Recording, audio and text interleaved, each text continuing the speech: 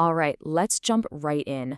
We're going to talk about something that, sounds like pure science fiction. But what if I told you the whole simulation theory thing? Well, it isn't a theory anymore.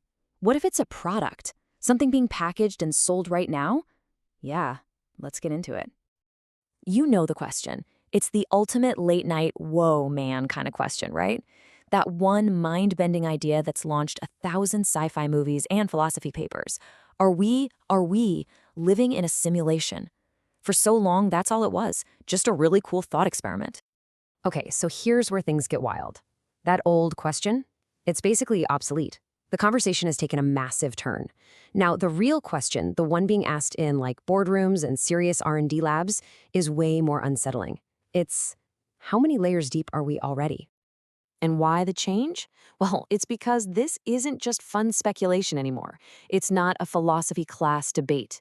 What we're seeing right now is the birth of an industry built on this exact idea, and it's turning that thought experiment into a very real, very commercial product. So let's just be super clear about this. The simulation isn't a theory anymore. It's a product. It's something being designed, packaged, sold, and constantly upgraded.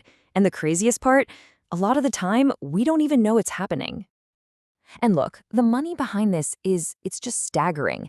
This isn't some small niche experiment tucked away in a lab. We are talking about billion-dollar industries, a huge economic engine that is all in on building these new realities. So where is all this cash and tech actually going? Let's take a look at where these simulated worlds are already up and running.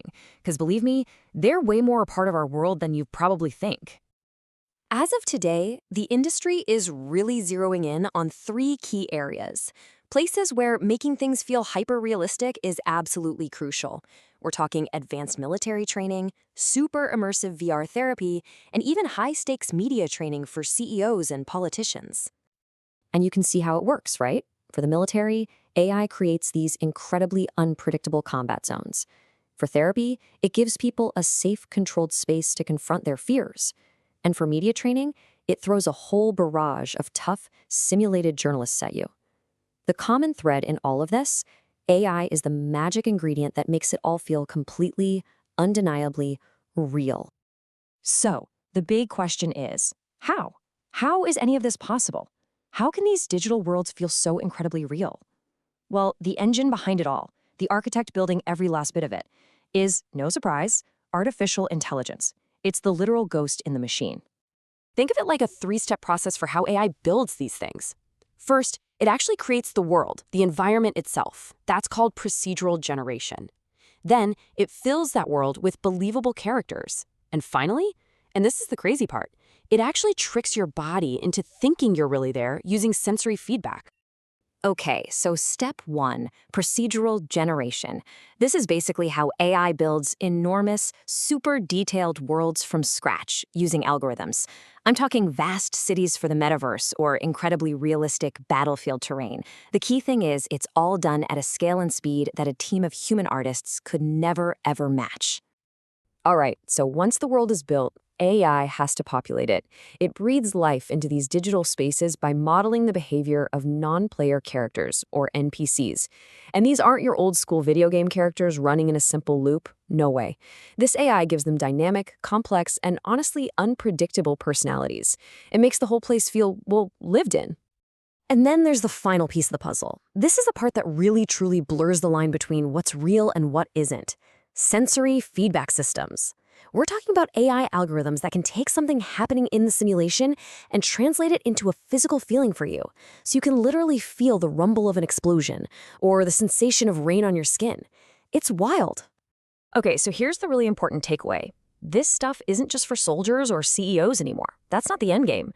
This technology is getting cheaper, it's getting easier to access, and it's being designed to slide right into our everyday lives, seamlessly, and a lot of times, totally invisible. And that leads to some pretty personal and, let's be honest, kind of creepy questions. Think about it. When you're in a VR work meeting in a few years, how will you know that's your boss on the other side? What if it's just an AI stand-in, perfectly copying their voice, their gestures, everything? But we can take it even deeper than that, to something really fundamental. What about our memories?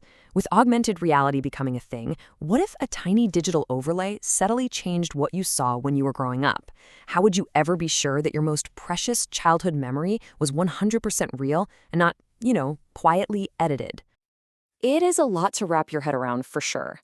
And it all brings us to this one final, pretty chilling thought. The simulation isn't some far off theory anymore. It's an industry, it's a product. And the real kicker? You're already inside.